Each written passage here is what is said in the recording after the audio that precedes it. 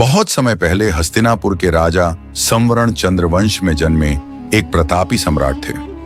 एक दिन वे शिकार करने जंगल गए। वहां उन्होंने एक दिव्य तेजस्विनी युवती को देखा। वह कोई साधारण स्त्री नहीं थी, बल्कि सूर्यदेव की पुत्री ताप्ती थी। राजा का हृदय उसके रूप और सौंदर्य से मोहित हो गया।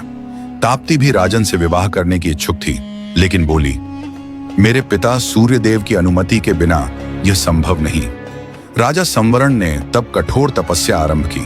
तब से प्रसन्न होकर स्वयं सूर्यदेव प्रकट हुए और उनकी भक्ति की परीक्षा ली।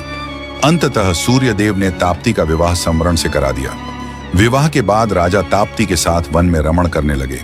वे प्रेम और सुख में इतने डूब गए कि अपने राज्य की सुध तक भूल बैठे। इधर हस्तिनापुर में भयंकर अकाल पड़ा।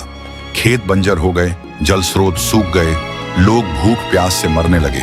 प्रजा राजा की राह तकती रही, परंतु वे कहीं दिखाई न दिए। राज्य के वृद्ध मंत्री ने एक उपाय सोचा। उन्होंने चित्रकार से अकाल के भयावह दृश्य बनवाए। कुएं में डूबते बच्चे, भूख से व्याकुल माताएं, मृत पशु पक्षी। यह चित्र राजा तक पहुंचाया गया। चित्र देखते ही संवरण का हृदय कांप उठा। उन्हें अपनी जिम्मेदारी याद आई। तुरंत वे ताप्ती के साथ हस्तिनापुर लौटे। उनकी वापसी के साथ ही इंद्रदेव ने वर्षा बरसाई। धरती हरी भरी हो उठी और प्रजा की पीड़ा दूर हुई। संवरण ने राज्य फिर संभाला, किंतु बाद में दशराज युद्ध में वे हार गए और साम्राज्य बिखर गया।